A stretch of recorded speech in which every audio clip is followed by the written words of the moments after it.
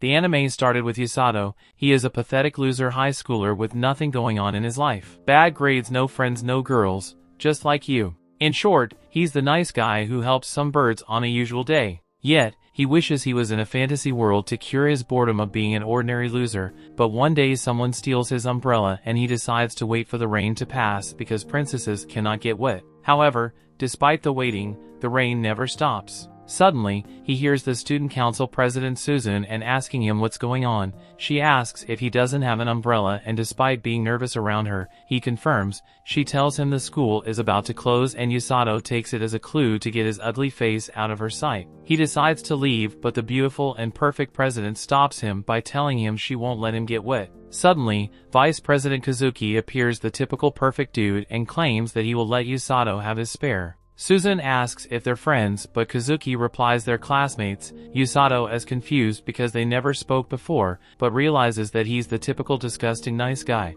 Usato thanks him for the umbrella, and Kazuki asks what they should call him. Susan steps in the middle of them, telling him she will also call him Usato. Our pathetic loser blushes, thinking she's trying to flirt with him. They ask if he wants to walk home with them, to which he also cannot believe he gets the chance to walk with the cool kids. He accepts the deal, and as they walk, Usato explains that Kazuki only talks to girls and stuff. Kazuki's answer is that he simply answers the girls' questions. Susan teases Kazuki's popularity, and Usato tries to give his best shot. He mentions how Susan is pretty much a goddess. Yes, he barely leaves his mom's basement. Susan calls herself an average student, but Kazuki also decides to join the Dumb and Dumber party, mentioning how perfect she is. She's the best student, great at sports, kind, and also pretty. Usato then decides to give his shot and asks if they're a couple. The two get confused but explain those are just rumors because they spend tons of time together in the student council. She still feels impressed that Usato is the only person who had a pair to ask it.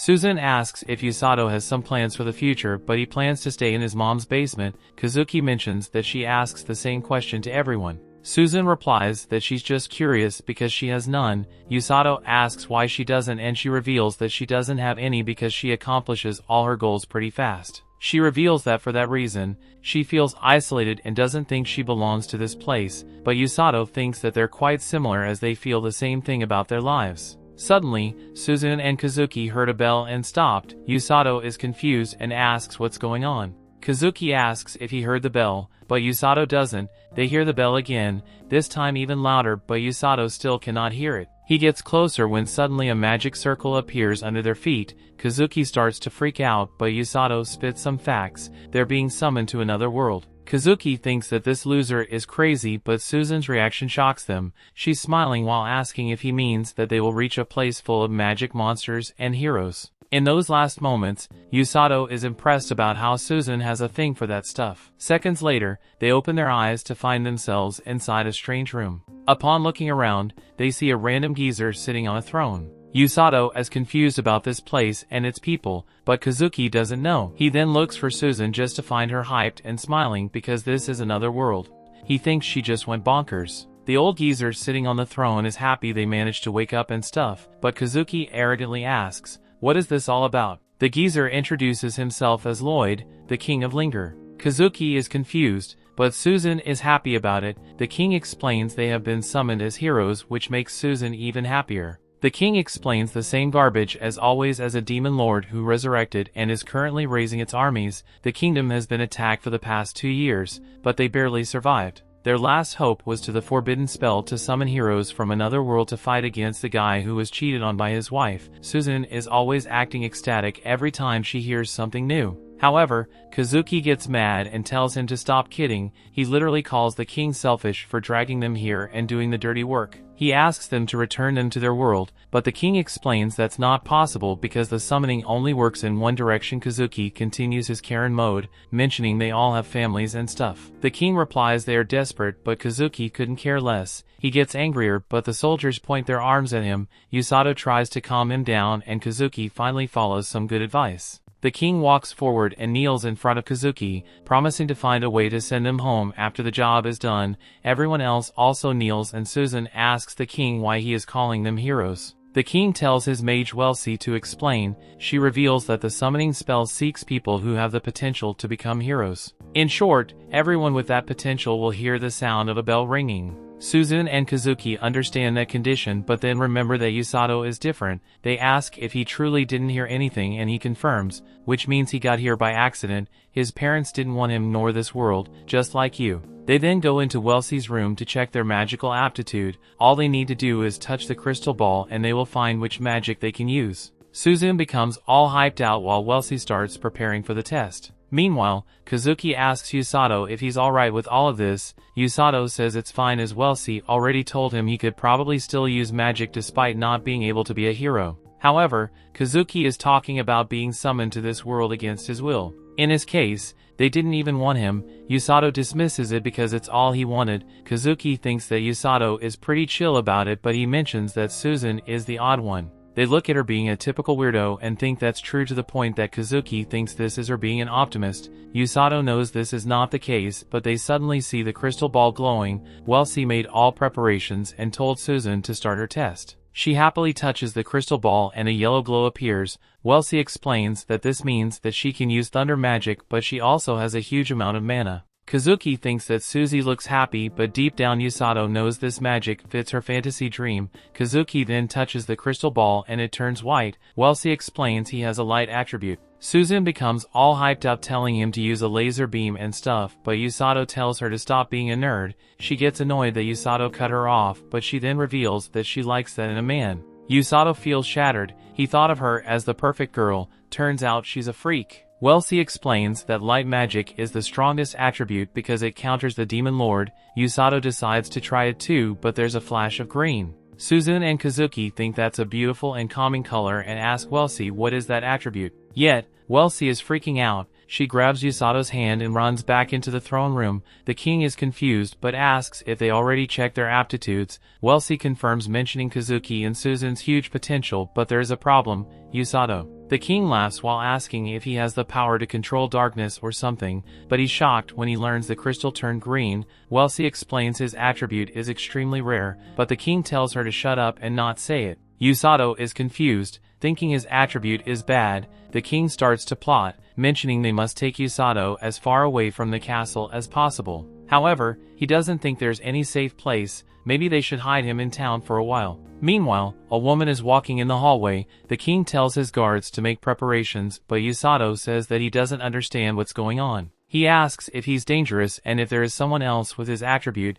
The king freaks out as he replies yes, but that person is bad news. Suddenly, the woman walks into the throne room scaring everyone. This is the person the king was talking about. She asks the king how the summoning ritual went and if the heroes are already there. The king tries to play it cool, asking if it isn't her off day. Yet, she refuses to take any off days. She then notices Usato and asks if he's the hero. Usato gets scared and crawls back, and the king explains he was summoned by mistake along with the heroes. He calls Usato an average pleb, but she clearly notices the king is sweating. She asks for his name and introduces herself as Rose, the captain of the rescue team. Yet, Usato clearly knows that she looks like someone who should be killing, not rescuing someone. While she intervenes, mentioning the heroes are waiting by the crystal ball and tells her she will take Rose there, Rose accepts that and prepares to leave. The king feels relieved everything went well and tells Usato to rest while they figure out what to do in his situation. Usato accepts, but he wants to know what his magic attribute means. He stupidly asks what a green light means.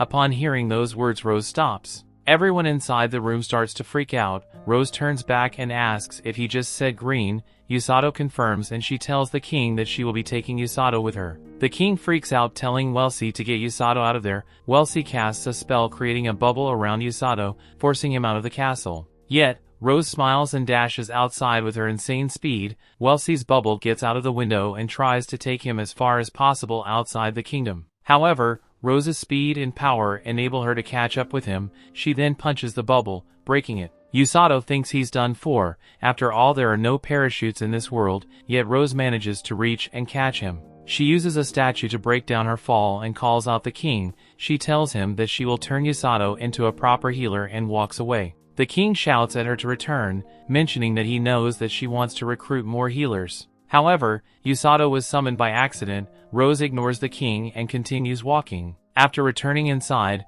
Wellesley explains to Susan and Kazuki that Usato was taken. They're worried he might be in danger, but Wellesley explains that's not the case. Kazuki wants an explanation. She reveals he was taken away from the castle to the rescue squad. She reveals that Usato's attribute is healing magic. Healers are rare in this world and Rose is one of them. Meanwhile, Rose is taking Usato under her arm to her base when a fox girl pays attention to what's happening. Wellesley continues to explain that Rose will basically teach Usato everything she knows. Susan thinks that's pretty normal, but Wellesley reveals that Rose's training methods are unorthodox, which means Usato will be living in hell. After reaching the base, Rose explains Usato has the potential to become a healer. He's pretty confused, and she reveals he will be living here from now on, and that's the reason she brought him. She then calls the rest of the members, but when Usato looks at them, he realizes they're literally a band of bandits. Rose tells them to take care of Usato, but they all look at him like serial killers. He tries to back away while scared in fear, but the guys introduce themselves, which looks more like a robbery. Yet, Rose kicks Ton away because Usato is crying in fear. They complain, mentioning they were introducing themselves in a nice way. Rose then explains they all belong to the squad but are not healers. In fact, her rescue squad has only 2 more healers, but they're stationed somewhere else, which is why she will personally teach him about healing magic. Usato freaks out. His instincts are telling him to scream and run, but he can't move. He tries to ask for another instructor, but she ignores him while saying the training starts tomorrow. She orders Tong to show Usato the place and leaves. The bandit gang smiles at him and tells him how miserable his life will become because Rose will be teaching him. In short, he will be living in hell. During the night, Usato is initially worried about everything, but he then realizes there is no point in worrying and falls asleep. The story continues. We see Usato wakes up and realizes that it wasn't a dream and that he's really in another world. One of the guys comes to his room and tells him that he has visitors. He steps outside and meets Kazuki and Suzune, who are relieved that he's alright. He apologizes for worrying them and tells them he's still alive. That's until he remembers that Rose exists and that she will train him starting today, which means that he might not be alive tomorrow. The two are surprised about this supposed hellish training and asked if he's prepared. Kazuki confirms, mentioning he has nothing else to do, but this is also a chance to do something useful. Suzune is impressed by those words and reveals they will also start their training today. Usato mentions that he's curious about their training as heroes mostly because he thinks their outfits look cool. Suzune laughs it out, but Kazuki thanks him, mentioning that those words made up his mind. Usato is confused, but Kazuki turns to Suzune and promises to give his best in this world. As the two depart, Usato thinks that Kazuki had a hard time adapting to this new world to become a hero. However, Suzune is the one chilling as this is all she wanted. With that in mind, Usato promises himself that he will be able to help them someday. Rose suddenly steps outside and asks if the heroes are gone. Usato gets scared to return to reality and doesn't reply. She asks if they had a nice long chat and Usato turns robot slave mode, thanking her for her concern. Rose then explains he's not in prison and he can meet his friends when he wants, as long as he is in training. Usato thanks her and she gives him a diary. She explains that he should write down his training program experiences or whatever he wants with that. She warns they will be start training after breakfast. His first day of training was the opposite of hell. In short, his first task was to concentrate and relax. He feels something on his chest and Rose explains that's magic and she will teach him how to project it out of his body. Usato is confused, but she simply tells him to focus on feeling magic first. After finishing that training, Rose orders him to read a book. Usato is confused because he cannot read the language in this world, but upon opening it, he realizes that he can read and understand. Rose explains that upon being summoned by the hero ritual, everyone has a translation spell cast on them. Using the images, Rose explains their current location and where the demons live. Usato realizes they're close to each other and she replies that Linger is the demon's first target. She tells him to read the book because he will learn about the world, nations, races, and demons. Usato starts reading it, thinking this training is easy. However, the second day was different as Rose forced him to run, which had nothing to do with magic. On the third day, he was forced to run until his body couldn't handle it anymore. As a result, his body gave up and he fell, but Rose got mad and asked him why was he resting. Usato explained that his legs gave up, but Rose slapped them with healing magic. He rolled around complaining about the pain until his dumb face realized that he didn't feel any pain at all. Rose calls him trash while explaining that she healed all his muscle soreness with magic. Therefore, he should start running once again. Usato gets up and runs for his life, but she tells him that even if he dies, she will heal him back to life just to make him run. Usato thinks she's out of her mind, but he has a way to vent his frustration writing in his diary. On the fourth day, Usato started to train with the other squad members. However, the bandits were insulting him as they overlapped him. Rose also joined them because military training doesn't exist without insults. This only makes Usato plan his revenge by venting on his diary. He continued to run during the 5th and 6th days, but Rose still thought he was slow and insulted him. He ends up hugging the floor and again decides to vent on his diary. However, while trying to get up he notices that his hand is glowing. He's confused that it looks like healing magic but doesn't understand why it's activating. The 7th day is a bit different. He runs until exhaustion and then becomes Rose's kicking bag. Rose then approaches him and tells him the more he hates her, the harsher she will become. Usato was shocked as he realized that she read his diary. She looks like a psycho, but there's no way she knows how to read Japanese. She then picks him up and throws him into the air, ordering him to start running. Usato tears down midair and promises that from now on he will call her the muscle-headed demon gorilla in his diary. Days 8 and 9 were pretty much the same: run into exhaustion, get kicked, and repeat it for the whole day. However, without noticing, Usato was healing himself every time he got injured. He later realizes that he's using healing magic as second nature as he doesn't feel pain or injuries. He then realizes that he doesn't want to use healing magic because he needs to use it without being ordered. Usato starts running again. Things started to change on the 10th day. Since he now knows how to use magic, he can now run without getting tired. However, deep down he still had doubts if he could help Kazuki or Susan, as he can only run. Still, he doesn't question Rose about it because he knows she will kick him again. Yet at that moment, she orders him to run 30 more laps and pick up the pace. Despite being mad about it, Usato promises that he will finish this training and show her who's the boss. That didn't last long, as the next day Rose added 1,000 push-ups to his training program. Usato knows he cannot do it by himself. That's why he continues to use healing magic to make sure his body can handle it. Rose then asks if he knows why she's forcing him to train his body. Usato almost stops to answer, but she explains it's because he needs to run from the enemy on the battlefield. Usato is confused, but she also reveals that he needs to save his fallen comrades. Therefore, the faster he runs, the faster he will be able to save them. Usato is surprised by those words, but she orders him to continue doing push-ups. He continues the training but is surprised that Rose didn't yell at him today. He thinks he should be happy about it, but in reality he's scared. On the 12th day, Usato ran during the whole morning and spent his afternoon doing more push-ups. Rose didn't yell at him again, but he noticed that his body felt a bit lighter. Yet, Rose also noticed something was going on and added some weights while he ran the next day. He continued to train that way until he noticed that on the 14th day his lunch went missing. He asks the guys about it, but Tong simply replies it was delicious. Usato gets mad and throws a cup of water at him, followed by a punch. Tong dodges it as he explains that internal fights are banned from the squad.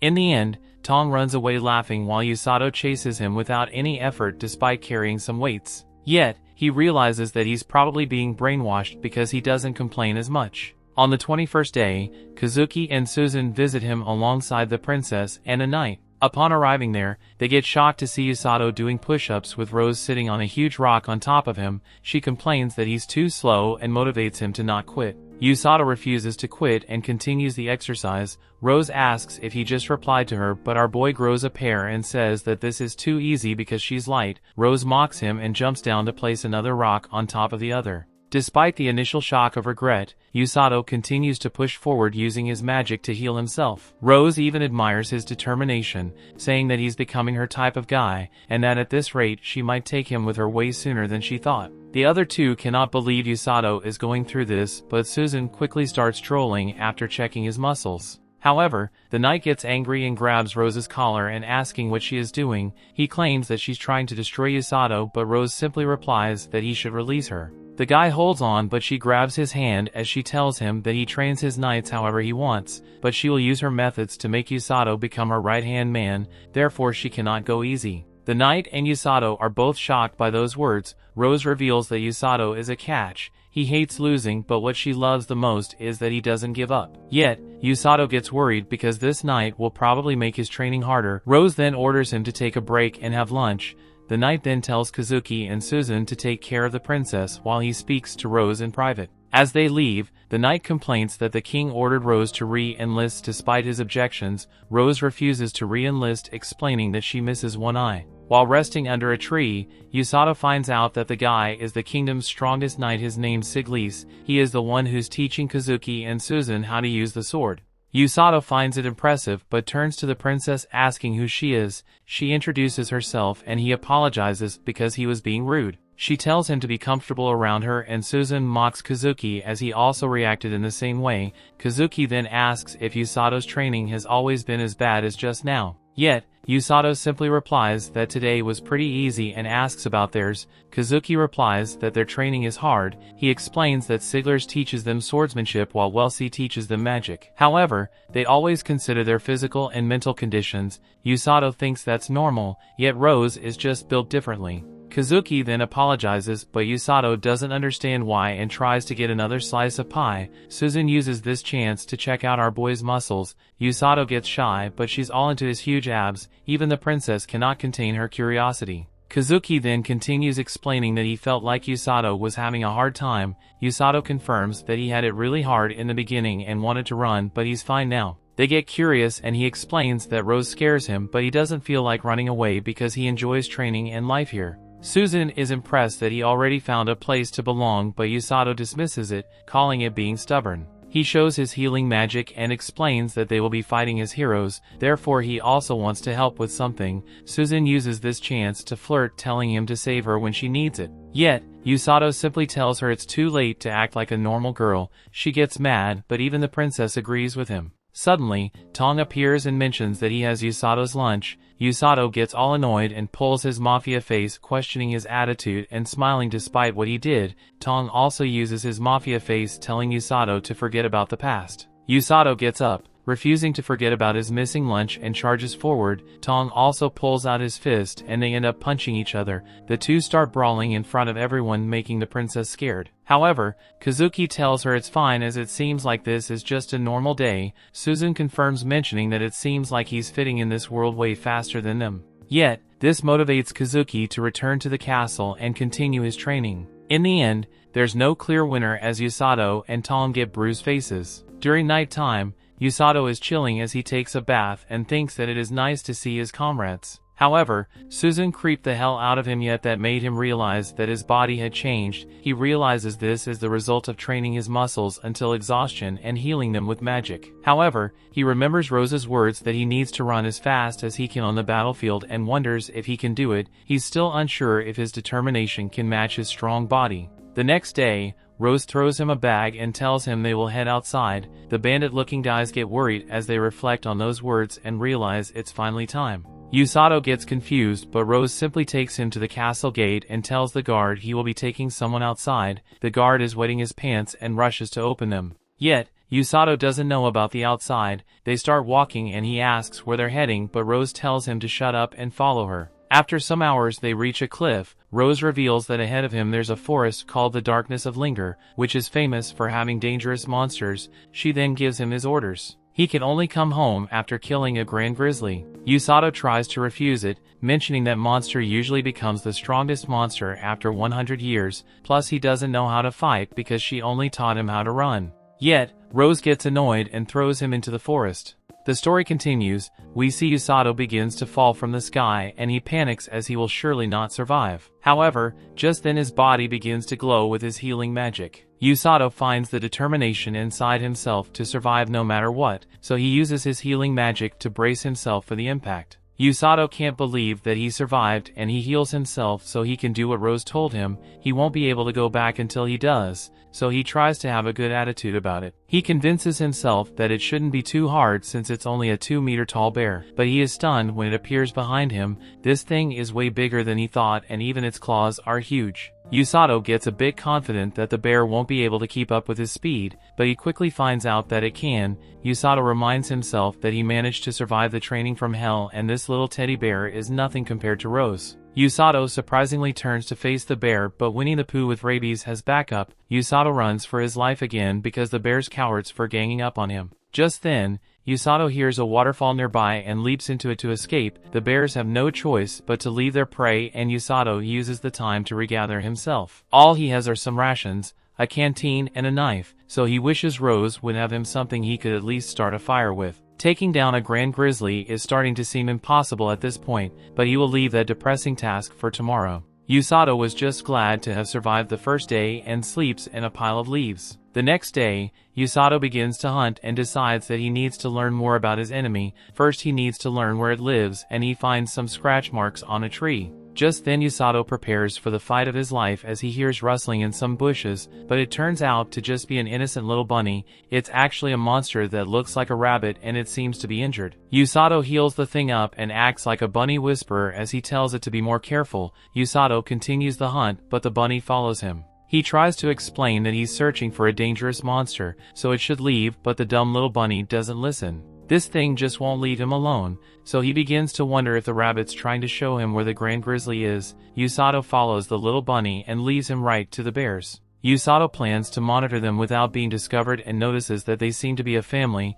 Usato takes a break to get some unclean water that he's a bit skeptical of, and he's shocked to see that the bunny still hasn't left yet. He goes back to continue monitoring and he began to think that the blue grizzlies are kind of cute. His bunny friend is pretty adorable too, so he begins to think that life in the forest is pretty good. That feeling wouldn't last long however, as the water he drank has a severe effect on his stomach. His healing magic is taking forever to make him feel better, so he determines that he was basically poisoned by the water. A day later it was titled Trusty Bunny Friend shows him where some clean water is and it's delicious. There is something wrong with Bugs Bunny though, and it seems to be because a monster is approaching. Little Bunny wasn't even scared of the Grand Grizzly, so whatever is approaching must be really dangerous. A noise can be heard in the darkness and Usato is shocked when a giant snake appears. He is terrified by this unbelievable monster and points out that there was nothing like it in the book he read. Even without knowing anything about it, Usato can tell that it's dangerous, and there is bloodlust oozing from every inch of it. When it leaves, Usato can finally breathe again and he decides to make it a priority to avoid that thing. For more days pass, but Usato can't shake an uneasy feeling he has. He has been observing the bears, but nothing has changed with them, and he can't go home without defeating the Grand Grizzly. Usato has to do it eventually, so he tells himself that he will do it tomorrow.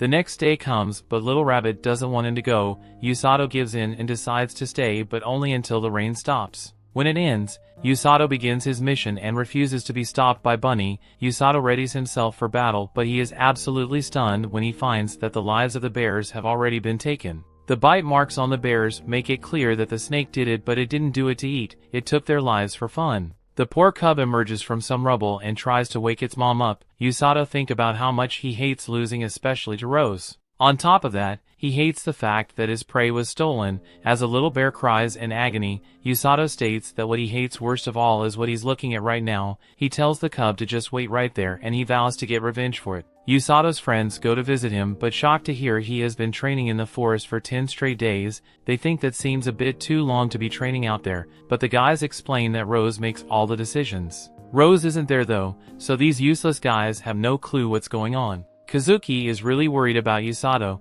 but Susan thinks he should be fine since Rose wouldn't have sent him unless he was ready. On top of that, Susan believes in Usato and she is sure he will be back soon. Back in the forest, our boy fuels his body with some snacks and makes a spear. He asks his little bunny to take him to the snake, but makes sure to instruct it to run away right after. The bunny takes him on a long journey through the forest and the two finally find the snake. Unfortunately, it is attacking the little cub and Usato was upset since he told it to stay home. This snake is absolutely terrifying to look at, but Usato insists that there's nothing scarier than Rose. Usato thinks the snake looks confused when he begins his attack, but it's not and it almost eats him. Usato counters with a stab to its eye, but he gets knocked back and he heals himself. Usato managed to blind it on one side, so he determines that it's a side he will have to attack from. This snake is insanely dangerous though, and it quickly manages to bite down on our boy's arm. Usato in immense pain, and he is shocked to realize that the snake baited him into attacking its blind spot. Usato was furious to have been tricked, but he reveals that the armpit was holding his knife. Usato manages to heal his arm enough so that it can move and stabs the snake from inside its mouth. Usato somehow managing to hold his own,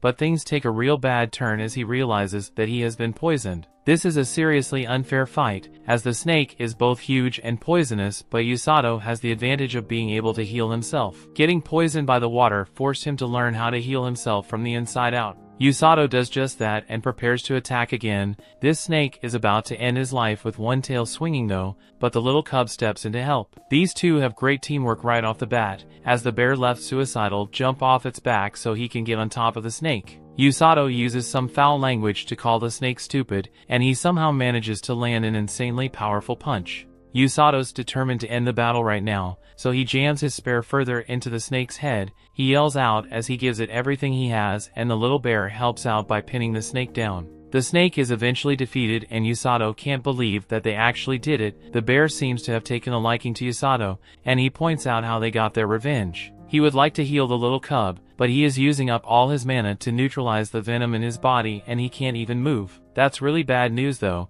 as he is shocked when the snake gets back up. Usato can't even move an inch, so the little cub tries to help him, but Usato just tells it to run away. The snake moves in to end his life, and Usato thinks about all the people in his life. He determines that this entire situation is all Rose's fault, and he yells out that she is a violent ogre. Just then, this violent ogre descends from the sky and shockingly stops right on the snake. Her angry attitude causes her to call the snake an idiot, and Usato wonders how she knew to come help him. Rose reveals that the bunny named Kukuru told her. Kukuru is her pet, and she told it to watch over Usato. Usato explains that the rabbit showed up injured and looking for help, but Rose just points out that he is a sucker. Kukuru put on an act to gain his trust, and he fell for it. Rose was always nearby in case you needed to step in, but she planned to intervene as little as possible. However, she never thought that the giant snake would appear. This snake was created by the Demon Lord's army, and Siglis failed to finish it off during the last invasion. She never thought it would be able to defeat a Grand Grizzly though, since they are strong enough to defeat a full unit of elite troops. Usato can't believe she wanted a rookie like him to take one out, and thinks about how much of a monster she is. Rose explains that she actually never expected Usato to win, and the goal was for him to gain experience fighting something much stronger than him. Things started to get interesting with Usato though, so she decided to let him keep going to see what would happen. Usato quick to point out that he almost lost his life, and his little cub backs him up. It has clearly taken a liking to him when Usato remembers that its parents aren't alive anymore, so it's all alone. Usato gets his new buddy to calm down, and Rose realizes that she was right. Usato is a lot like her. She angrily informs the bear that he will be coming with them, and he will carry the loser that couldn't even lose his life properly. Usato wonders if the cub is really okay with everything, but this is one mature bear. As it's ready to go, they prepare to head back, but Usato can't help but think how terrifying Rose is, as she carries him and the bear over her shoulder. Rose revealed that she heard what he said about her being an ogre. She then terrifies our boy as she explains that he won't be getting any sleep tonight. They head home, and Rose reveals that Usato actually passed the test with flying colors. Usato's surprised to hear that he is now qualified for something, and Rose explains that he's now qualified to stand beside her on the battlefield. He still hasn't mastered the basics, but Usato definitely has what it takes. He has the ability to withstand pain, physical aptitude, and a strong mental state. The other two healers never earned that distinction, so she tells Usato that he should be proud. Usato wonders what she means when she says that they might be able to make it, and he is shocked when Rose reveals that the demon army will be attacking soon. The story continues. We see the Demon Lord asks a subordinate Amila about their plan to invade the Linger Kingdom. She confirms that everything is on track and they're all prepared to advance soon. The Demon Lord is relieved and states that she will be the one commanding their army. He mentions they failed their last invasion and warns her that she should give her all while also avoiding death. She gives him some hope, and he dismisses her. While walking back, another guy noticed Amila was nervous while having the audience with the Demon Lord. She tells him to do his job instead of teasing her and calls him Monster Dr. Hiruluk. The guy claims his name is already cute and replies that his job is going pretty great after all. He managed to complete a new demon-modified monster prototype. He asks if she wants to see it, and she follows him. She then sees a huge snake similar to the one Usato fought before. The demon is hyped out about this monster and reveals its name. Amila, however, mentions that's the same name he used on his last prototype that went missing during their attempt to invade Linger. The guy complains his snake was beaten up by Siglis and it ran away. However, this new monster is way stronger. Still, Amila couldn't care less because she knows there's someone in Linger who's stronger than Siglis. The guy gets curious and asks if she's talking about the kidnappers. She confirms, mentioning they never fight, but they're still on the battlefield carrying the wounded back to the rear at some insane speed. The guy thinks they minimize casualties, but Amila explains the kidnappers' boss is a healer who not only has insane healing skills but is also an excellent fighter.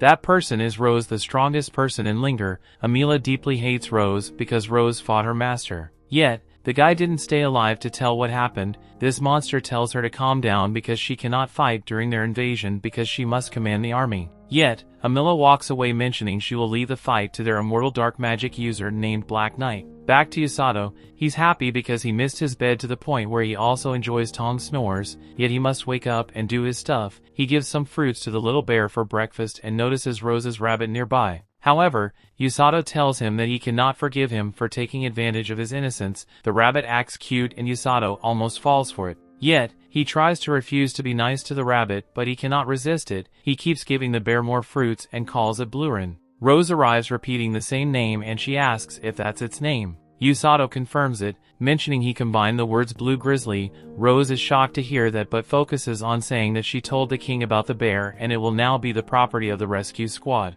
Usato is confused about that and she reveals that the bear must also do his duty if he wants to stay here. The little one is scared with her smile and hides. Turns out that from now on Usato must not only run with weights, but also carry the bear. Rose explains this will be a regime close to what will happen on the battlefield. She tells him to think of the bear as someone who needs rescue. She orders him to start running and he follows her orders. In fact, Usato only considers this as a training with more weight than usual. He thinks that all he needs to do is to control his healing magic properly. Yet, Rose shouts that he's too slow and the wounded will die. Usato complains, but picks up the pace. Suddenly, Tong comes out of a bush and tries to punch him, but Usato avoids it. Another guy comes running into him, but he also dodges. He thinks they're crazy and asks what they are doing. The thugs chase him and explain this is a simulation of what will happen on the battlefield. Usato tries to run faster, but the thugs yell others are hiding too. Yet, Usato speeds up and keeps running for the next hour.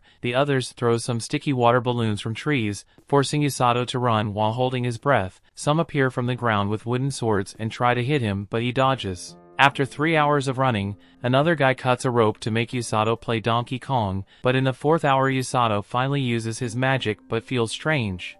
The rabbit comes out from a bush and smiles, yet Usato panics and jumps over him thinking the rabbit is doing it again. With time, Usato feels even stranger and finally collapses without knowing why. Usato is confused because he should at least be able to last for half a day. Rose appears, explaining that will be his stamina on the battlefield. Usato is confused, but she explains the human body also gets fatigued from feelings like anxiety, fear, and frustration. That's the reason why he ran out of energy faster than normal. Usato asks what he can do, but she heals him up and tells him to get used to those emotions. She says he must build up his mental fortitude and situational awareness. She then walks away and orders him to run through the town and around the castle during the afternoon. Usato is confused but follows those orders, yet every citizen is shocked to see a guy running in the streets with the blue grizzly on his back. Usato already knew this would happen despite Blurin being a well-behaved monster. Suddenly, the people start smiling as they realize that Usato is also part of the rescue squad. Suddenly Blurin smells something and wakes up. The bear points forward and Usato stops the buy fruit stall. He doesn't have any money but asks the name of those fruits and the old lady calls it Peffles. Usato then asks her why the people aren't freaking out while he carries a monster on his back. The lady replies it's because he's part of the rescue squad. She talks about his uniform and reveals the gang also runs through the city all the time. Usato thinks about it and confirms someone would get used to it after seeing those scary bandits running around. Before he leaves, the lady gives him a Peffles and Blurin eats it. As Usato runs away, a little girl asks the old lady if he belongs to the rescue squad. The lady confirms and asks why she wants to know. The girl simply dismisses it and looks at him. Usato then plans to make a quick stop by the castle to visit Suzune and Kazuki. However, a guy notices him pass by and starts running after him. The guy chases him while asking Usato to stop, but he keeps getting behind. Usato only notices when the guy collapses on the floor and asks if he's okay. Usato heals the guy and asks what he wants. The guy reveals he wanted to say hi because he also is part of the rescue squad. Usato is confused, but the guy introduces himself as Orga Fleur, one of the other two healers. After hearing the whole story, Fleur is impressed to know that Usato was summoned by mistake along with the heroes. Usato claims he almost forgot about it because he's been training hard every day. Fleur thinks Usato is amazing for being able to keep up with Rose's training because he and his sister couldn't. Usato asks if she's the other healer. Fleur confirms, mentioning she's 5 years younger and they run a clinic in the castle town to heal people with magic. Yet, Usato is confused about why Fleur collapsed just now. Fleur explains he's not good at using healing magic on himself, he can only do it to heal others. Usato is surprised there are other types of healers and Fleur confirms, mentioning they're all part of the rescue squad, therefore when it's needed they help their captain and heal everyone. Upon hearing those words, Usato remembers when Rose told him that he would go to the front lines and heal the injured by her side. He gets worried and asks Fleur what their roles on the battlefield are. Fleur replies the bandits retrieve the injured from the front lines, while he and his sister heal them. In short, they're the rear support, yet Usato reveals that he will be going to the front lines with Rose. Fleur is shocked and Usato questions if someone like him can do it. Fleur replies the ones in most danger are the heroes and the knights, and if they get injured they will most likely die, but if they have healers on the front lines, it means those people can be saved. He reveals that's a tough and dangerous job. However, he knows Rose would never bring someone who she didn't completely trust. Usato thinks about his friends and gets worried. Fleur then gets up to return to the clinic and Usato decides to continue his training. Before departing, Fleur asks Usato to not hate Rose because she doesn't know how to measure her words. Yet, Usato tells Fleur to not worry because he never hated her. In fact, he also has some words to tell her. Usato then starts running and Fleur feels relieved that Rose finally met the person she was looking for. Suddenly, Fleur's sister comes to complain asking if he has a death wish for wandering around. He tells her that he's not that frail, but her look tells us otherwise. He then tells her that he just met someone interesting and she gets curious about that person, yet Fleur replies she will eventually meet and like him. Meanwhile, Usato reaches the castle and asks for permission to enter with the bear. The guard allows him, confusing Usato, who asks how he can bring a monster to the castle. The guy replies that Rose has signed it off, so he should go ahead. Upon reaching the training grounds, Usato watches Susan practicing against 3 soldiers. She gets distracted when she sees it and asks about the bear. They take a break and Usato tells her everything about surviving in the forest filled with monsters. Yet she's way more excited to pet Blurin. Usato tells her to go ahead, but Blurin slaps her hand away, refusing her pat. Usato apologizes, saying Blurin is shy, but she is even more excited. She asks Blurin to become her friend, but he bites her hand when she tries to pat him. Usato says this could mean Blur and thinks she's a bad person, but he then bites his hand too. She teases him, but they eventually let it go. Usato then notices the injuries on her hand and she claims it's because she's training seriously. He then holds her hand and heals it, surprising her with his amazing skill. The girl thinks he came all the way here to visit her and blushes, but Usato confirms he came here to visit her and Kazuki. She feels rejected and reveals Kazuki left the kingdom with Siglise to get some combat experience against monsters. While walking, Kazuki asks Siglise if it's true that the Demon Lord's army will start invading soon. Siglise confirms it, mentioning it will probably have a much stronger army than last time, and that's why they summon Susan and Kazuki, heroes who can boost their soldiers' morale. Yet Kazuki is still unsure and hesitates. Still, he promises to give his all, but they all stop because there's a pack of hung wolves in front of them.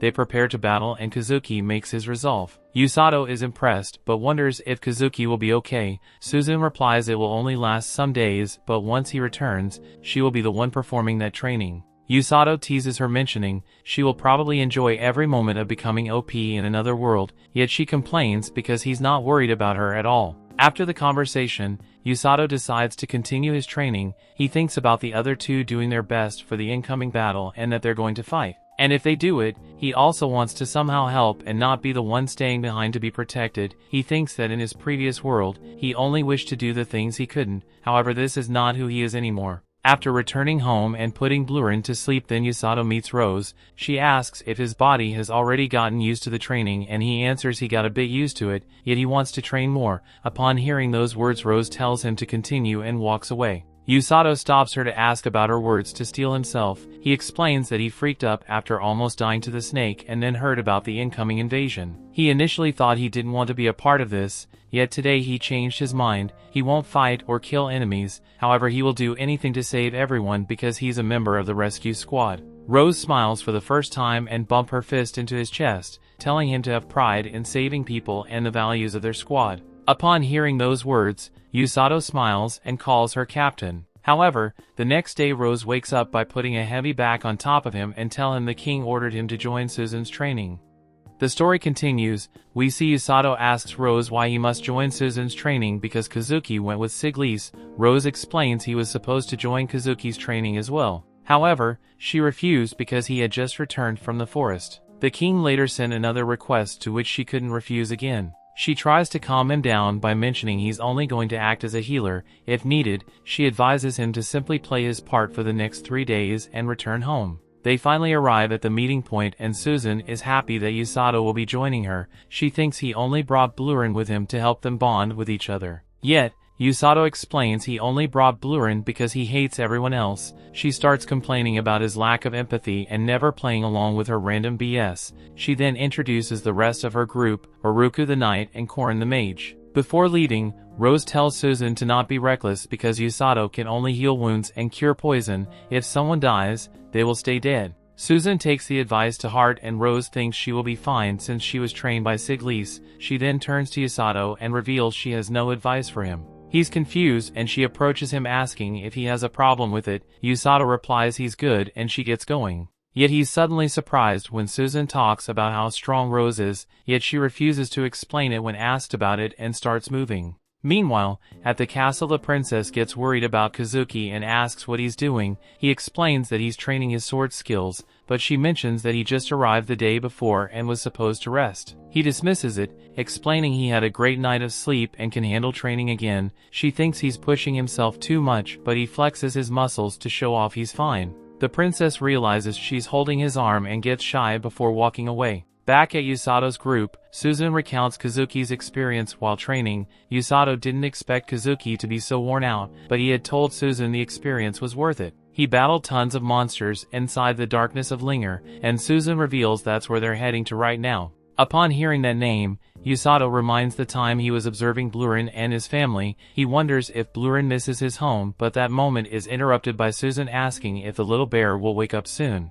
She thinks this is the perfect chance to pet the bear since he won't bite her. She tries to do it but Usato slaps her hand. She initially gets confused but tries to pet the bear several other times, all denied by Usato's slaps. She finally asks what is he doing that but he replies with the same question. She uses this chance to flirt with him, mentioning he's smacking her hand and talking her down. She thinks he became a sadist but he has no idea of what she's saying. Blurin then wakes up and Usato tells him to walk by himself, but the bear can barely walk straight because he's sleepy. Susan thinks this is her chance. She tells Blurin to hop on her back and she will carry him. Usato tries to stop her from doing it, but Blurin lies on her back. Susan is happy that she finally touched Blurin's fluffy fur and tries to get up. However, she falls flat on her face because the bear is too heavy. Usato helps her out and they continue walking as he tells her to not get hurt outside of battle. She thanks him for healing her, but they're forced to stop because the mage senses multiple presences ahead of them. The knight warns them to be prepared to fight monsters. However, the mage notices he's wrong. Some bandits appear from the bushes as they cannot ambush anyone who already knows about their presence. The bandits do their usual stuff, threatening them to hand over their goods or else. The knight refuses to, making the bandits mention how big their group is.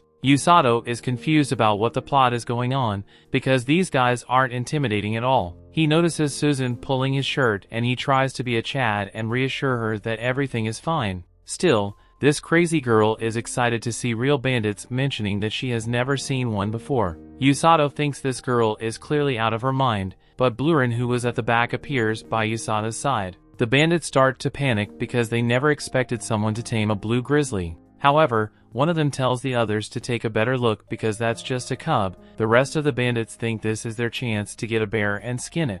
Usato gets mad at those words, but Susan attacks the bandits before he can do anything else. Usato is impressed that she managed to control her power to simply knock the bandit out with lightning. She explains she practiced a lot to make it perfect, and Usato incentivizes her to go wild. The bandits decide to charge forward, thinking that Susan cannot use her magic if they get close, yet Susan electrocutes them while they run. Usato is acting like a cheerleader while also calling Susan a human stun gun and a human electric eel. Suddenly the mage senses something new. Seconds later, a horde of fall boars passed by them. The knight is confused because these monsters should live deep in the forest. The boards almost hit Usato from the back, but Blurin headbutts them. Susan tries to electrocute the rest, but another boar dashes toward her. Usato tries to protect her, but they get hit and are both projected into the air. They start falling deep into the forest, but Usato uses his body to protect her from the fall. He casts healing magic while taking the heavy hits from the tree branches, but they still end up falling into the nearby river. After returning to the water surface, Usato realizes that's the same river he fell when he came to the forest. He knows there's a waterfall ahead and tells Susan to take a deep breath. After falling, Susan tries to wake him up and carries him to the shore while mentioning that she will pay this debt. Usato then wakes up mentioning he's fine and that this is quite embarrassing. She gets all shy and pushes him away after realizing that he woke up. Usato then uses his magic to heal her wounds, but Susan apologizes for putting him in this situation. He dismisses it, mentioning that he's glad that they at least got into this together. He looks around saying he never expected to return so soon. He then explains that Rose dumped him here to train before, and that this forest is filled with monsters far stronger than those boars. Usato then sits down to check their gear and decide how to move from now on. Susan asks if it's not better to escape the forest because of the monsters. Usato reveals it's about to get dark and it might rain, therefore it's better to find a spot to camp and move tomorrow. She asks if he knows about any safe spot. He replies that he slept on a tree branch and asks if she's fine with it. Susan mentions she never climbed a tree because she was never allowed to despite wanting it. Usato thinks she came from a wealthy family who sheltered her entire life. Usato then finds a cave and decides to camp there, mentioning that not only it will cover them from rain, but it's also better than going deeper into the forest. He then advises her to get out of her wet clothes and she shyly tells him to not peek. After noticing Usato's stupid face, she realizes that he never thought about it. Usato then decides to use Susan's lighting abilities to fish and start a fire. He's quite happy about all of this because he didn't have a fire the last time. However, he notices Susan on the corner. He apologizes for this awkward situation, but she's more into checking all his muscles from afar. She suddenly looks up and sees some monsters. She gets excited and Usato calls them venom monkeys, explaining that he read about them. The monkeys get down and he tells her the monkeys are friendly, but she can get poisoned if she touches them. Yet, Susan is already touching one. Usato asks what the plot is she doing, but she replies that she has already been poisoned by the monkey's cuteness. She tells him there's nothing to fear, but the small monkey bites her finger. She collapses, forcing Usato to cure her. Meanwhile, at the palace, the king gets informed by the mage's familiar that Usato and Susan are missing. Kazuki wants to know more about it and the king explains all the information he currently has. The king reveals he didn't want to reveal this to Kazuki, but the princess forced him to do. Kazuki asks if they already sent a research party, but the king reveals they will depart tomorrow. Kazuki thinks that's too late and decides to head out by himself right now. However, big gorilla mommy Rose appears and tells him to stop. She tells him to not worry because Usato is with Susan. She bluntly explains that Usato won't die so easily, so if Usato is fine, Susan should be safe. Kazuki is shocked to hear that. After all, Usato is a random dude who came here by mistake and got healing magic. Talking about the devil, Usato is having an amazing time thinking it's way easier to survive in the forest with Susan by his side. She gets annoyed because he's literally calling her camping equipment, but he dismisses it. She lets it pass, and since he notices that she's tired, he decides they should sleep in turn, starting by her. She rejects it, mentioning that he should sleep first because he used his healing magic on her. He accepts the deal and lies down. While awake, Susan looks at Usato and asks if he's asleep. He reveals he's still awake and she asks how he feels about being summoned to this world. She asks if he thinks about ever returning home. Usato explains that's a tough question because he does want to go home. Yet, he also has a reason to stay in this world. Susan then reveals she doesn't want to go back, but is surprised that he didn't ask why. He asks her if he should do it and she confirms. He reveals that he knows why she doesn't want to go back. It's because she likes this world more than theirs. Susan confirms, explaining there's nothing left for her in their world. She's willing to throw away her family, friends, or who she was before just to stay here. She reveals that she was waiting her entire life for this moment. She calls it a chance to free herself. She feels she's finally free because she has nothing to tie her down in this world. I guess she forgot she's one of the heroes. Yet, she's surprised to hear Usato say that it sounds good to him. He doesn't understand her expression and she asks if he's not disappointed by who she really is. Usato explains he always wanted to change and stop being an ordinary guy who is passive, therefore he doesn't think they're different from each other. Susan is impressed, but Usato continues. When they arrived, he didn't want to hold them back and that's why he always accepted Rose's training, but now he's determined to protect her, Kazuki and everyone else in this kingdom as a member of the rescue squad. When asked about it, Susan replies she also wants to protect this place as a hero. Upon confirming their resolve, Usato says they will save the kingdom together and forget their old world. Susan smiles, mentioning that Usato has grown a lot since coming here. Usato also reveals that he feels closer to her. In their world, he always thought about her as a flawless, perfect girl, yet Susan is shocked because he never treated her as if she was a perfect girl, but she reveals that she doesn't mind it because she'd rather be close to him than be admired from afar. After blushing, Usato decides to hide his face by going to sleep. The next day, they walk through the forest and Usato tells her to be careful. They hear some noise and prepare for a fight, but turns out to be Blurin, who quickly jumps on top of Usato. The night dude appears out of breath and collapses. After recovering, he explains they've been searching for them, but Blurin suddenly started to run away. They followed him thinking the bear would lead to them, and here they are. Susan tells Blurin he did a good job, but the bear is smelling something and walks in a certain direction. He stops at a place and Susan asks where they are. Usato explains this was Blurin's home before his parents were killed by a giant snake. Usato feels sad for the little bear, but Blurin comes to him, making them confused. Usato thinks Blurin wants to go and Susan is impressed. The bear already made his decision. She explains that Blurin knows that he belongs by Usato's side. Blurin starts walking away and Susan tells Usato it's time to return home.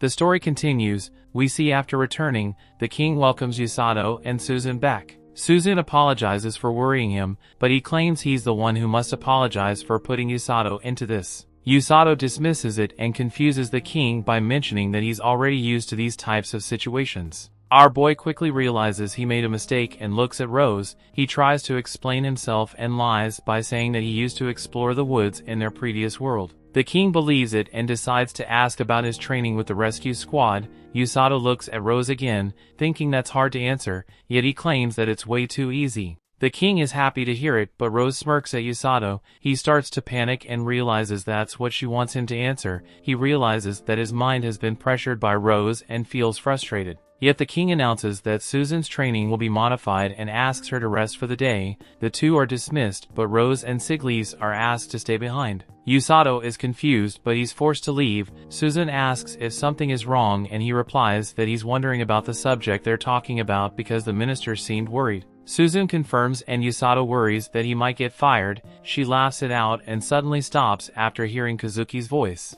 Kazuki immediately complains about Usato being too casual after being attacked by monsters and going missing. Usato apologizes, and the princess explains that Kazuki wanted to look for them. Susan calls him reckless, but Usato mentions she's the same after being bitten by a poisonous monkey. Kazuki is confused and Usato tries to explain, but Susan stops him. They head outside and Kazuki reveals Rose's claims that there was no need to worry because Usato was with Susan. He mentions those words calmed him down, but Usato knows that Rose was thinking that he was having it on easy mode when compared to training. Kazuki is impressed because Rose completely trusts Usato, yet Usato thinks that Kazuki is just a pure and innocent guy. He places his hand on his shoulder, asking him to never change. After all, only he and Susan need to be corrupted. Kazuki doesn't understand it but accepts the deal. Susan, however, starts to complain because he just called her tainted. Later, Usato and Susan leave and the princess mentions how close they look together. Kazuki confirms, mentioning they're getting pretty close lately.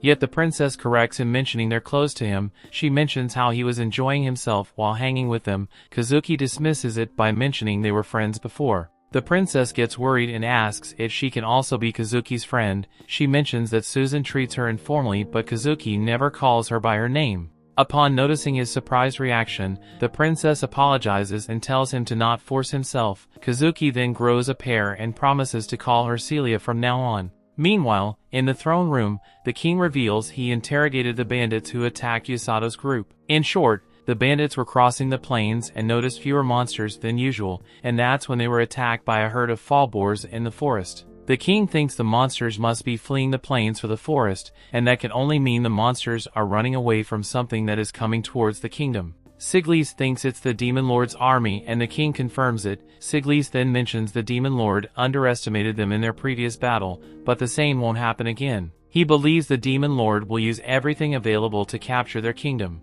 The king confirms and asks him to tell all commanding officers to be prepared to mobilize the troops at any time. Siglis confirms and starts walking away. The king then decides to talk to Rose in private. He apologizes for the wait and reveals that he must ask her for something. He explains that he normally cannot assign this mission to the captain of the rescue squad, but Rose replies that he doesn't need to worry about it. She knows he wants her to scout and locate the location of the Demon Lord's army. The king confirms and apologizes for the request. She dismisses the apology because she knows she's the fastest person in the kingdom. She prepares to leave, but the king reveals he has something else to talk about. He steps down from his throne and asks if she wants to return to her position as the battalion commander, yet Rose refuses to, mentioning that she bears more guilt than he thinks she does. The king thinks she's too hard on herself and mentions she was the first healer to ever be appointed as a battalion commander. However, Rose replies that it's simply the truth. He asks if she has ever forgiven herself and she denies it. Her eyes become filled with rage as she asks how she could ever forget it. She was forced to accept the deaths of all her subordinates, and the fact that she couldn't revive them and the scar on her eye will never enable her to forget them. The king tries to convince her that she shouldn't bear this burden, but she replies that it's something she must do. Her subordinates only died because she was full of herself. However, that made her realize that it's all over when someone is dead, no matter how skilled or trustworthy they are, and that scar is a punishment that will never let her forget about her sins. She reveals that was the origin of her decision to create the rescue squad. They don't fight, they save lives. The king confirms by stating they saved many men during the battle 2 years ago. He asks her if she hasn't reached her goal, but Rose reveals there's another reason why the squad exists. The king is curious and asks what's the reason. Rose reveals that her ultimate goal is to find a subordinate who will not die. The king feels stupid because that's something impossible. Yet Rose explains that's the reason for her hellish training. She's been looking for someone who can use healing magic, someone who's determined to push past his physical limits, and someone with the determination to never give up. She's been looking for someone who has all of these traits. The king realizes Usato is just like that. Rose confirms, mentioning he's everything she's been looking for. He has insane survival instincts, adaptability, and the will to survive. She mentions that his best trait is that he hates to lose, and his worst one is that he can be easily influenced. Yet, no matter what she does, he still gets back up and stands up to her. She knows he will never give up and reminds him of the guys she lost. She reveals that she's determined to make him the strongest healer. She realizes that she spoke too much and apologizes. She decides to focus on the mission instead, and the king puts his confidence on her. Later at night, Usato finds a letter and asks about it. The squad member explains Rose left it for him before leaving. Usato thinks this is bad news and sits down to open it. He finds out that he doesn't need to train the next day and that he should deliver another letter to someone. Usato then asks where Rose went, but nobody knows. She simply told them that she was going out and wouldn't return for dinner. Elsewhere, the Demon Lord's army is trying to make a bridge to cross the river. The Black Knight sighs, making the commander question what's wrong. The Black Knight thinks it's quite annoying to see the commander's excitement about all of this. The commander gets angry, complaining that this isn't the way to talk to his superior, but the Black Knight bluntly apologizes, mentioning they're literally the same rank. The commander mentions she doesn't care because she's the one in charge and the Black Knight should follow orders. The Black Knight apologizes and walks away, asking to be informed when the bridge is completed. For Eyes Weirdo mentions how the commander is struggling, but tells him to do something. He tells her that he's giving moral support and that the bridge construction is going fine. The commander confirms it and mentions that in a few hours they will start their invasion. Yet suddenly someone mentions there is someone on the other side of the river. She thinks it's just a scout and couldn't care less because it will be too late to return to the kingdom and inform what's going on. Suddenly a tree is thrown into the bridge that is being constructed. It completely destroys it, shocking the commander, who doesn't understand what's going on, but upon looking closely, she notices Rose standing on the other side and shouts her name. Rose smiles, thinking she was supposed to only scout, but she managed to delay the invasion by some days. The next day, Usato follows Rose's map to deliver the letter, yet he notices everyone is looking and commenting about him. He doesn't understand why because he didn't bring Blurin with him, but everyone is confused about why is Usato walking instead of running. He then meets the old lady who asks where Blurin is and if he wants to buy some fruits. Usato confirms it and mentions that he will be picking it up on his way back. He finally manages to find the place on the map and steps inside. A girl comes to greet him and upon noticing his clothes, asks if he's the person who just joined the rescue squad. Usato confirms, but she interrupts him by mentioning that her brother already told her his name, yet every time she tries she guesses it wrong. Usato tells her his name and she then introduces herself as Ururu, Fleur Orga's sister. She then welcomes him to their clinic and Usato asks where's Orga? She reveals he's inside examining a patient and convinces him to peek inside. Usato doesn't know if they should be doing it, but she reveals that Organ needs to concentrate. They watch Orga use his healing magic on a kid, and Usato notices that his healing magic color is intense and smooth, which is the exact opposite of his. Orga finishes healing the kid, who gets up and tells his mother that he doesn't feel sick anymore. The mother thanks Orga, but the kid asks him why people are watching. Upon noticing it's Usato, Orga ends the deal and they talk. Orga thanks him for delivering Rose's letter, but Usato dismisses it, mentioning that he always wanted to visit the clinic. Ururu then asks how everyone in the squad is doing. He confirms it's always the same thing and she laughs it out, mentioning how she misses them. Orga starts reading the letter. While Ururu tells Usato that she and her brother couldn't keep up with the training, she still feels bad because Rose has put everything into training them, but things didn't work out. Everyone was initially excited, but the training was so hard that they became afraid of Rose. She mentions that Rose was desperate at that time. Usato is confused by those words, but Ururu explains that Rose seems much happier right now. He thinks that's only because she managed to find a new punching bag. Suddenly, someone comes into the clinic to ask for Orga's help because someone fell from a roof while fixing it and injured 2 other people. Usato joins the siblings and they reach the location. Orga thinks they need to treat them urgently and asks Usato to take care of someone. They quickly rush to their patients and Usato treats a guy with a broken bleeding leg. He thinks that he only healed basic injuries on himself, Orga and Susan before. However, if war breaks out, he will have to treat injuries more severe than this in the middle of the battle. He knows that he trained for that moment, yet he's still unsure. Orga notices this and tells him to calm down. He explains it doesn't matter who or where he's treating because he has the power to heal them. He tells Usato that he believes in him and Usato remembers Kazuki mentioning that Rose believes in him. He finally makes up his mind and decides to believe in himself. He focuses on his magic and quickly heals the leg of the injured guy. While returning to the clinic, Orga thanks him for helping, but Usato is unsure if he did a good job. Ururu confirms it, mentioning the patient was surprised to not feel more pain. Orga uses this chance to ask Usato to drop by the clinic when he has time and help them. Usato takes the offer and decides to leave. While saying goodbye, Ururu mentions that Orga looked cool while advising Usato. He then reveals that Rose's letter is a summoning for them to join the war against the Demon Lord's army. He then explains that Usato doesn't have any real experience and can only rely on his abilities. Ururu realizes the war is about to start and feels sad. Meanwhile, Usato manages to get the fruit from the old lady when he's suddenly stopped by a girl with fox ears. He's confused and asks if she's lost. She replies that he's the only one who can see it and the only person who can change the future. He notices the girl's eyes changing colors and starts watching images of the war. In those images, the Demon Lord's army is winning. He then sees Susan and Kazuki losing their lives to the Black Knight. Usato returns to reality completely shocked, and the girl replies that he must repay her in the future.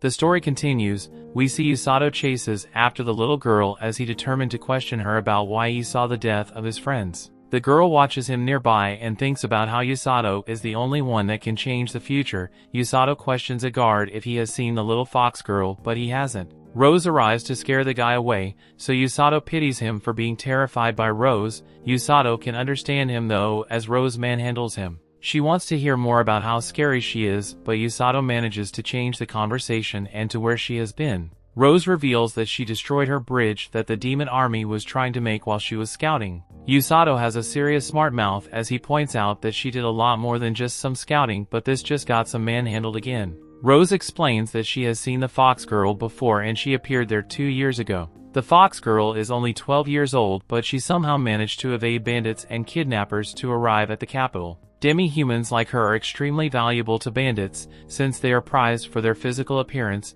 More importantly, some even have an aptitude for rare magic. Usato wonders if this rare magic is able to show people visions of the future that they hope never happen. Rose reveals that there are rumors of beast men who can use magic called precognition. They are extremely rare, and even if they existed they would be well guarded back in the beast lands. Rose probes further about why he wants to know, but Usato pretends that he was just wondering about the beast people since he read about them in a book. That night, the king thanks Rose for buying them some time, but she points out that the demon army will likely be building another bridge soon. It will only take a couple of days to finish, so the king decides to inform the soldiers and citizens about the invasion. He will do it tomorrow, but he wants to speak with Susan and Kazuki before the night is over. On their way to see the king, Kazuki and Susan run into Celia. Kazuki has a pretty awkward interaction with her, and after exchanging pleasantries, they part ways. Suzanne wonders what happened between them, but Kazuki says it was nothing. Elsewhere, Usato finds that he can't fall asleep. He can't stop thinking about the vision and how if it is the future, there is nothing he can do about it. However, he remembers that the fox girl told him that he's actually the only one that can change this future. Just then Usato spots something outside, and it turned out to be Kazuki. The two talk about how much they have been training, and Kazuki reveals that they just spoke with the king. They were told that the battle with the Demon Lord's army will soon begin, but they both already knew that. However, when Kazuki pictured himself fighting, he couldn't fall asleep, and he admits that he ran away from the castle to come here and reveals that he is scared to fight. It's not just now. He was even scared when he fought monsters for the first time. His legs froze up and he only managed to fight at the last second. It was only when the fight ended that he realized just how lightly he has been taking everything. He can see things more clearly now and realizes that the Demon Lord's army will do everything they can to kill him. He is terrified of this, but he is under extreme pressure because everyone is counting on him. Usato breaks the tension by telling Kazuki how cool he is. Usato always thought that he never got scared, but he realizes now that that is not the case. The expectations of those around Kazuki have been an immense burden.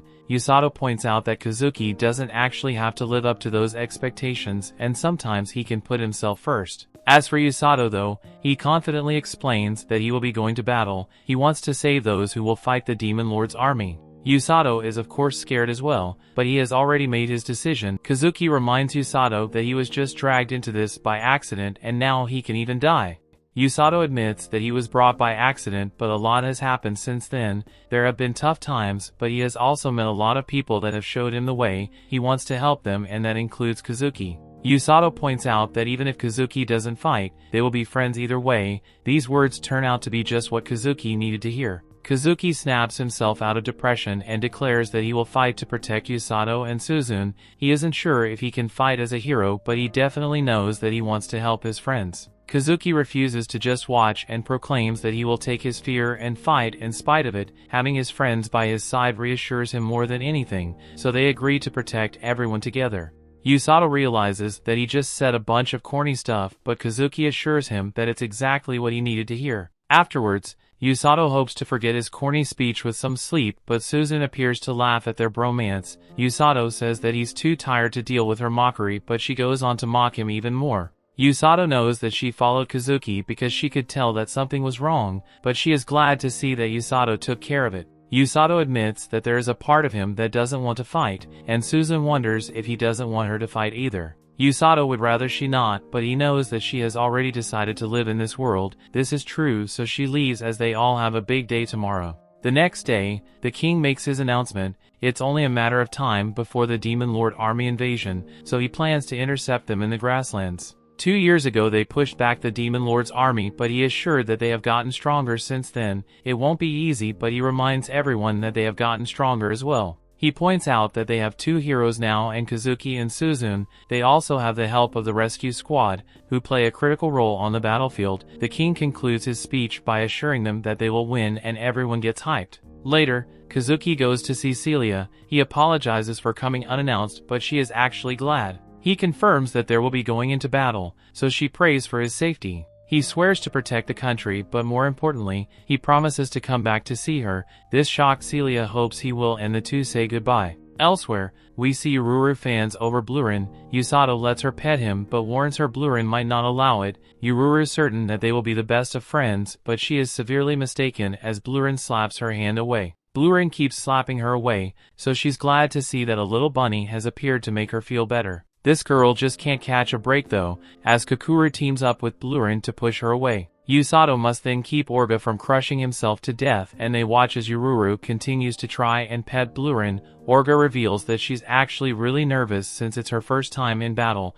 Her erratic behavior is just her way of hiding her anxiety. Usato then called to go see Rose, but he just now realizes that he has never been to her room before. Usato fears that she has decided to torture him, but he arrives to find that she just wants to talk. She wants to Saddle to explain his role on the battlefield, so he says that it's to heal the injured with her on the front lines. That is only partly correct, as the beginning of the battle will be different. The other squad members will bring the wounded back to the rear, and they will treat them there along with Orga and Yururu. There won't be many wounded on the front lines at the start, so they would just be sitting ducks there. Furthermore, Rose tells them not to heal the wrong people on the front lines. Usato thinks that she means not to heal the enemy, but she calls him an idiot as that's not what she means. There will be people that are injured but still fighting. He shouldn't try to heal these people since he will just get in their way. It will be up to Usato to use his judgment to decide who to heal at a moment's notice. Usato completely understands, and Rose finally gives him his rescue squad uniform. It was designed this way because it was made to help them stand out on the battlefield. Our protagonist Usato couldn't be happier, so she tells him to put it on.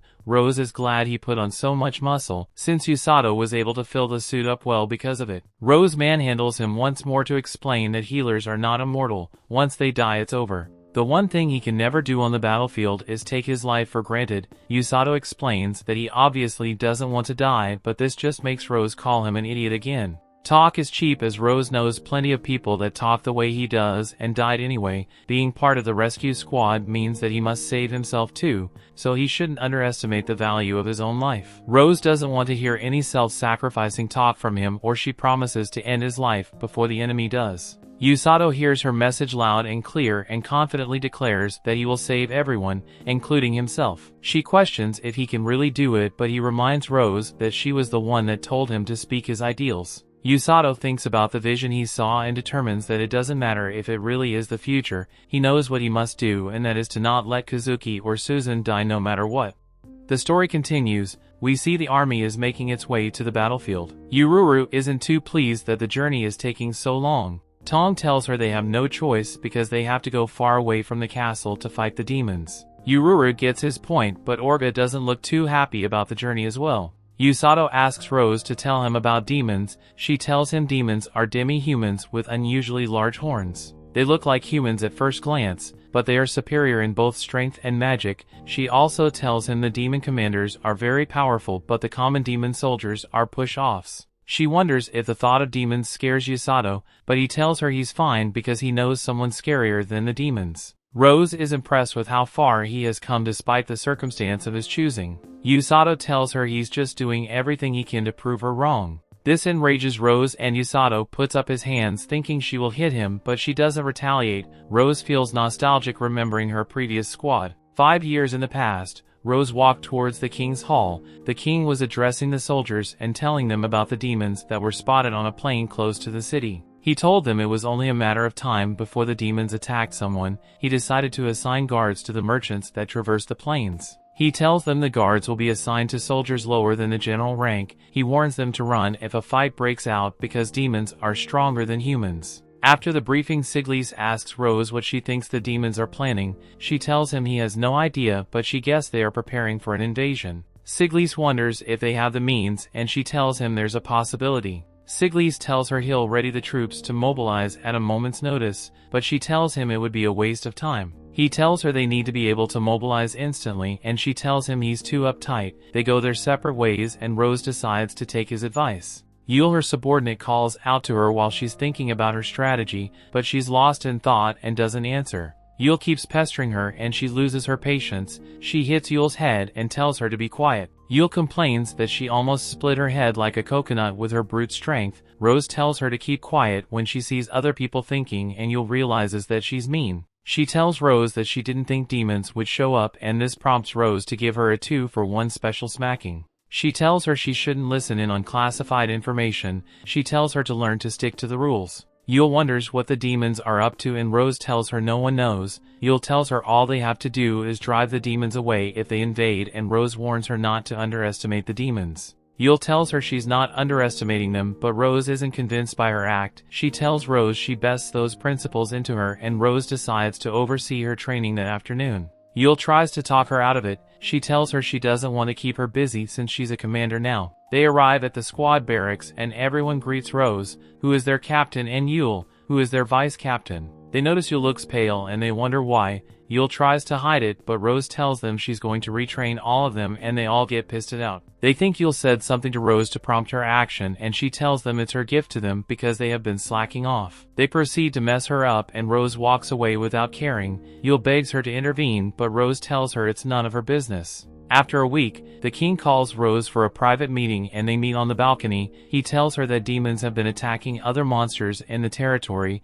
He tells her eyewitnesses saw a group of trained demon soldiers perpetrate the act. Rose is surprised that the attack was planned and coordinated. She becomes suspicious and the king tells her to find out the reason for the demon's actions. He authorizes her to use force if the need arises. He's sure she won't act harshly unless need be, and she's grateful for his trust in her. She promises to deliver good results. Later at night, she briefs her squad and tells them they would be heading into the darkness of Linger. She tells them they would depart the next day. One of the soldiers asks her how many demons they would be expecting and she tells him about 30 have been sighted.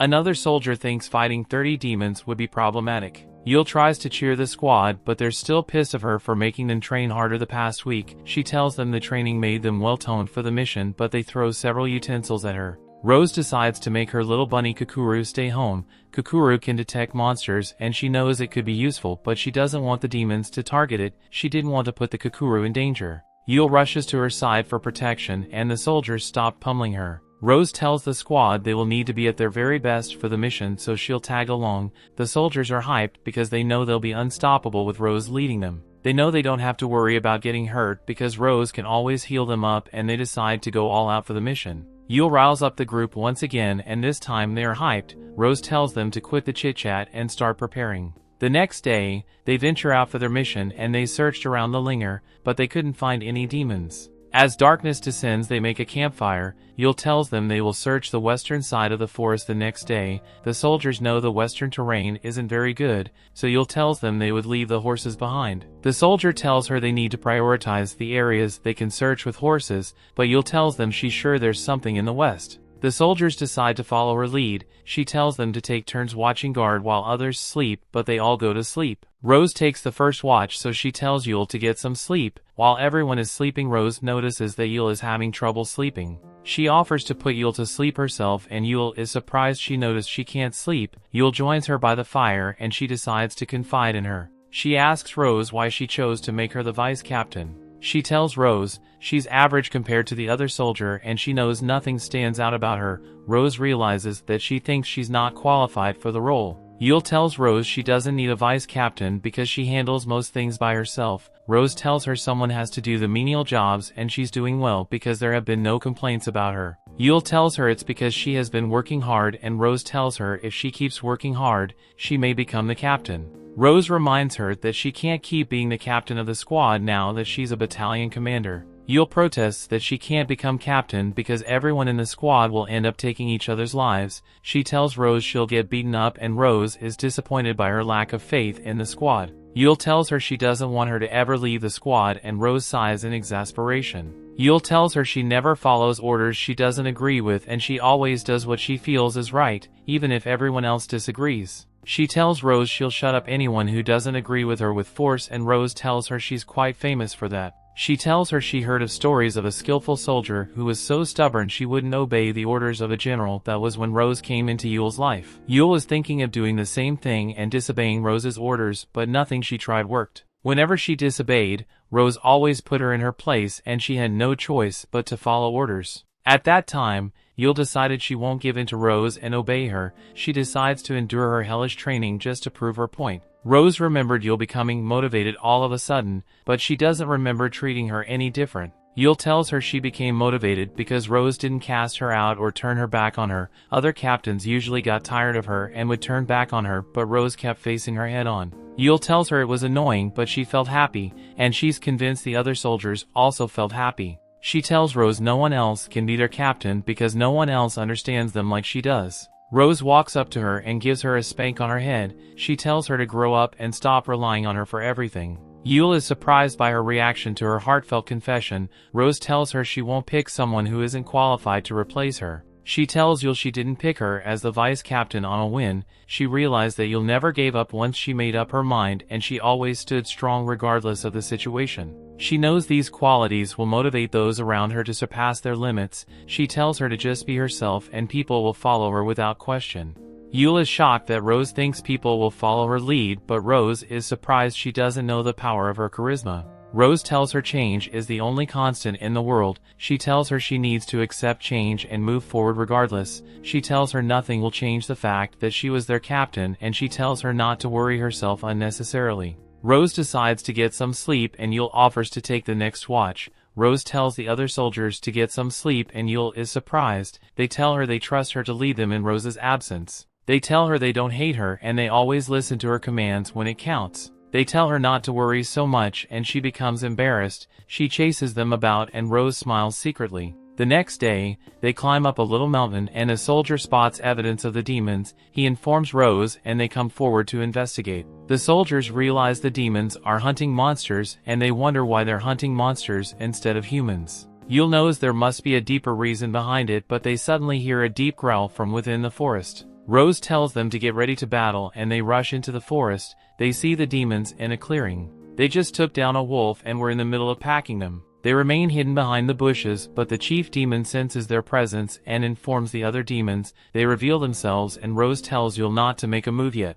Rose walks out and she asks the demon what he's doing in their territory. Both sides are tensed up and ready to fight. The demon tells her he doesn't like his mission, but it benefits them in the long run. She asks him the details of his mission, but he doesn't reveal it to her. She tells him he can avoid a fight if he turns tail and runs, but he's pissed off by her arrogance. The demon can see that Rose is strong, but he can't let her go because she knows about their mission. The demon promises to take their lives. Rose puts Yule in charge of the squad because she would be facing the chief demon. The demon knows only one of them will come out alive and Rose dares him to take her life. They engage in battle and Yule leads the other soldiers against the lesser demons. The demon creates an armor of wind and he sends wind slashes at Rose, but she dodges it. She gets up close with him and tries to punch him, but his shield blocks it. The demon is surprised she was able to dodge his attack and he tries to engage and talk ninjutsu, but Rose shuts him up with a leg strike. He blocks it, but she follows up with another strike. Rose gets a cut and she leaves her team in peel care to take in the demon.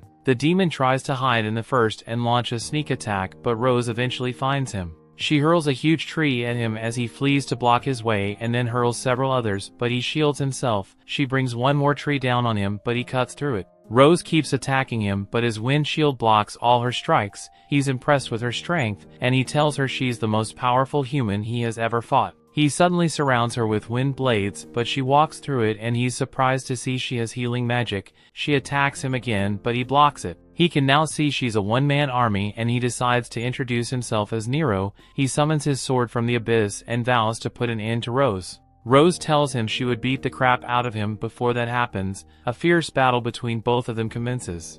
That brings the episode to an end. Thanks for watching. Want next part? Subscribe the channel and turn on notification bell.